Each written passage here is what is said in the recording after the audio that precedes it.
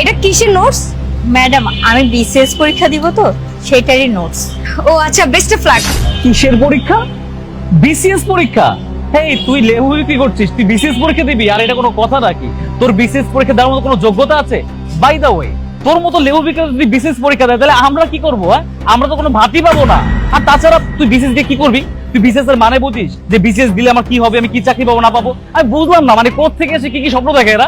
আশিক, তুমি এগুলো কোন ধরনের কথা বলছো? একটা মানুষ বিসিএস ক্যাডারের স্বপ্ন দেখতেই পারে, পড়াশোনা করতেই পারে, তাই বলে তুমি তাকে ডিমোটিভেট করতে পারো না।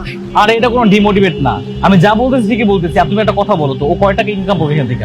আর ওর কি যোগ্যতা আছে বিসিএস পরীক্ষা দেওয়ার? বিসিএস পরীক্ষা দিয়ে করবে কি? হ্যাঁ ভাই, আপনি কি কথা বলছেন? আমি অনেক কষ্ট করে এই ব্যবসা করে বিসিএস পরীক্ষা দেওয়ার প্রিপারেশন নিচ্ছে, আর আপনি এইসব আজে বাজে কথা বলছেন আমাকে? তাই শুনেন, আপনার একটা ভালো বুদ্ধি দিই। আপনি যে বিজনেসটা দিচ্ছেন না, একটা কাজ করেন, কিছু টাকা পয়সা জমায় আরেকটা ভ্যান দেন, বিজনেসটা বড় করেন। আপনাদের জন্য বিসিএস না, বুঝতে পারছেন কি বলছি? আশিক, চুপ থাকো তো। আর আপু, আমি না লেবুটা নিতে পারছি না, চলো।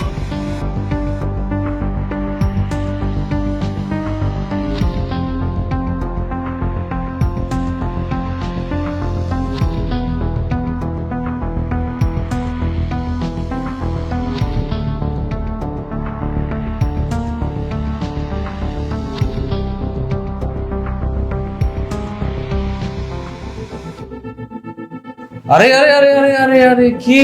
হ্যাঁ, আমি তো চিনতে পেরে গেছি।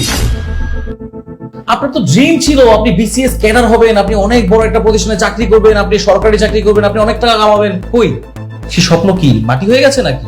আমার অফিসে ইন্টারভিউ দেওয়ার জন্য তো লোক ডেকেছিলাম। ও, বুঝতে পেরেছি, আপনি ইন্টারভিউ দিতে আমার অফিসে এসেছেন। কোনো সমস্যা নাই, আমরা দয়াময় করে একটা চাকরি দিতে পারি। তবে ভালো কথা, কতটুকু পড়াশোনা করেছেন? হ্যাঁ, শিক্ষক জগতে কিন্তু বেশি থাকতে হবে, তাছাড়া কিন্তু আমার অফিসে আপনি চাকরি পাবেন না। আর আপনাকে কত করে বলেছিলাম যে অযথাই এই যে বিসিএস টিসিএস এইসব ঝামেলায় পড়েন না। আপনার মতো গরিব মানুষের না এসব মানায় না। আপনাদের মতো মানুষের কি মানে জানেন? ব্যবসা করবেন, ছোট করে ব্যবসা করবেন, দিন মজুরি কাজ করবেন, বাস শেষ, জীবনটা সুন্দরভাবে চলে যাবে। কিন্তু আপনারা কি করতেছেন? আপনারা বড় বড় স্বপ্ন দেখছেন তাল গাছের মতো, বা তাল গাছে আগায় উঠতে পারতেছেন না, ঠাস করে ঘুরে পড়ে যেতেছেন, তাই না? হঠাৎ করে স্বপ্ন হয়ে গেছে গা। আরে তোমাদের ম্যাম, আপনি চলে এসেছেন। ম্যাম, আমি অনেক খুশি হয়েছি আপনি চলে এসেছেন। ম্যাম, আপনি জানেন আমি আপনার অনেক বড় ফ্যান। আমি আপনার সব কাজ দেখি, আপনার প্রত্যেকটা কাজ দেখে আমি খুব অনুপ্রেরণা পাই। এই জন্যই বলে মেয়েদের বুদ্ধি হাঁটুতে। আরে তুই চিনতে পারিস না এটাকে? ওই যে লেবু বিক্রি করতো যে মেয়েটা, একবার যে ইনসাল্ট করেছিলাম, লজ্জা দিয়েছিলাম রাস্তার মাঝখানে। আরে সেই মেয়েটা ওই যে বিসিএস ক্যাডার হবে, ফ্যাডার হবে, কত কিছু হবে, কিছুই হতে পারেনি। দেখ, এক ভালো কথা, তুই কি বললি? তোর আইডল মানে আমি বুঝলাম না, কি বলছিস তুই এসব কথা?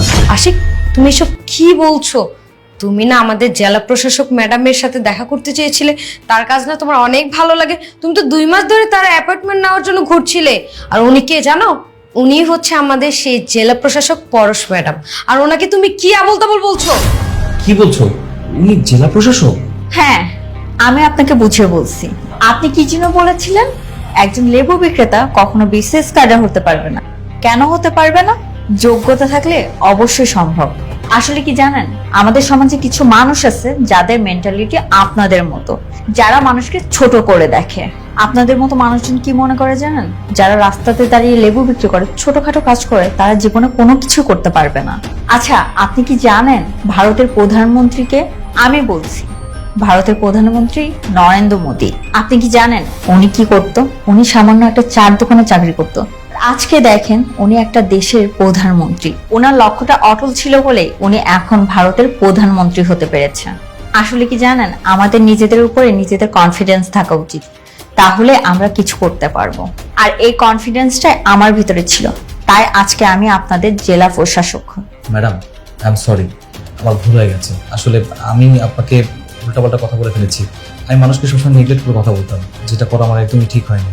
আসলেই তো মানুষের তো স্বপ্ন থাকবেই, স্বপ্ন নিয়ে তো মানুষ বাঁচে। কিন্তু আমাদের মতো কিছু মানুষটা কি করছে? সেই স্বপ্নে ব্যাঘাত ঘটাচ্ছে, মানুষের মনটা নষ্ট করে দিচ্ছে। আমি আপনাকে যে কথা বলেছিলাম, হতেও তো পারতো যে আপনি আপনার স্বপ্ন থেকে সরে দাঁড়াতে পারতেন, কিন্তু তা না করে আপনি আপনার স্বপ্নের জায়গায় স্থির ছিলেন, যেটা সবাই করতে পারে না। ম্যাডাম, আমি ভুল করে ফেলেছি। আজকের পর থেকে আমি প্রমিস করছি, আমি কোনো মানুষকে নেগলেক্ট করে কথা বলবো না, কোনো মানুষকে ছোট করবো না, আমি সবাইকে উৎসাহিত করবো। ম্যাডাম, আপনি প্লিজ আমাকে মাফ করে দেবেন, আমি আর কখনো এই কাজটা করবো না। ইটস ওকে, আমি আপনাকে ক্ষমা করে দিলাম, কিন্তু একটা কথা মনে রাখবেন, আজকের পর থেকে কাউকে ছোট করে দেখবেন না। ম্যাম, আপনি কি এখানেই দাঁড়িয়ে থাকবেন? ভিতরে আসুন, একসাথে বসে কথা বলি। ভিতরে আসুন। হ্যাঁ, চলুন।